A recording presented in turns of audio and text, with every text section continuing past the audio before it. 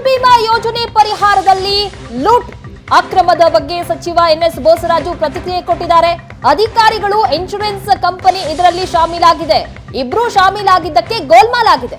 ಪರಿಹಾರ ಹಣ ಲೂಟಿ ಮಾಡಿದವರು ಯಾರೇ ಇರಲಿ ಸೂಕ್ತವಾದಂತಹ ಕ್ರಮವನ್ನ ಆಗಲೇಬೇಕು ಅಂತ ಸಚಿವ ಎನ್ಎಸ್ ಬೋಸರಾಜು ಹೇಳಿದ್ದಾರೆ. 22 ಜನರ ವಿರುದ್ಧ ದೂರನ್ನ ದಾಖಲಾಗಿದೆ. ಅವರ ವಿರುದ್ಧ ಕ್ರಮವನ್ನ ಕೈಗೊಳ್ತೇವೆ. ಇಂತಹ ಪ್ರಕರಣಗಳು ಮತ್ತೆ ಆಗಬಾರದು ಅಂತ ಪ್ರತಿಕ್ರಿಯೆ ಕೊಟ್ಟಿದ್ದಾರೆ ಬೋಸರಾಜು. ಅಧಿಕಾರಿಗಳು ಪ್ಲಸ್ ಇನ್ಶೂರೆನ್ಸ್ ಕಂಪನಿಯವರು ಇದರಲ್ಲಿ ಶಾಮೀಲಾಗದೇ ಇದ್ದರೆ ಯಾರು ಕಳೆದ್ರೆ ನಾವು ಮಾಡಲಿಕ್ಕೆ ಸಾಧ್ಯ ಇಲ್ಲ.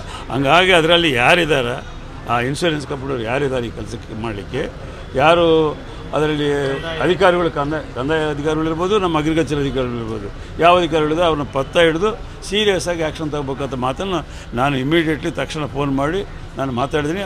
ಆ ಕೆಲಸ ನಡೆದ ಈಗಾಗಲೇ FIR ಹಾಕ್ಯಾರ 22 ಮಂದಿ. ಅವರು ಇದು ಈ ರೀತಿಯಲ್ಲ ಮತ್ತೆ ಪುನಃ ಆಗಬಾರ್ದು ಎಂಬುದೇ ನಮ್ಮ ಉದ್ದೇಶ. ಹಾಗೆ ಯಾರಿದ್ದಾರೆ ಅವ್ರನ್ನ ಕರೆಕ್ಟಾಗಿ ಹಿಡಿಬೇಕು.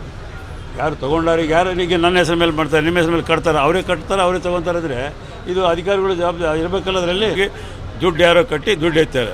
ಅದು ನೀವೆಲ್ಲ ನಾನೆಲ್ಲ ಯಾರಾದರೂ ಇರ್ಬೋದು. ಅದು ನೀವು ಇದರಲ್ಲಿ ಏನು ಸ್ಪೆಸಿಫಿಕ್ಕಾಗಿ ಮಾತನಾಡುವಂಥದ್ದೇನಿಲ್ಲ. ಯಾರ ಮೇಲೆ ಆಗಿದ್ರು ಯಾರೂ ಜವಾಬ್ದಾರಿ ಇಲ್ಲ. ನಾನು ಕಟ್ಟಲಾರ್ದೆ ನಾನೇನು ಜವಾಬ್ದಾರಿ ಆಗೋದಿಲ್ಲ. ನಾನು ಕಟ್ಟಿಲ್ಲ, ನಾನು ತೊಗೊಂಡಿಲ್ಲ. ಹೌದಾ? ಈಗ ನಿಮ್ಮ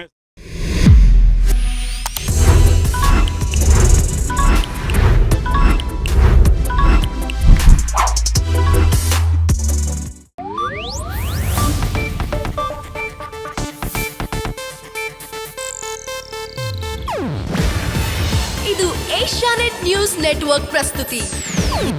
ನೀವು ನೋಡ್ತಿದ್ದೀರಾ ಏಷ್ಯಾನೆಟ್ ಸುವರ್ಣ ನ್ಯೂಸ್.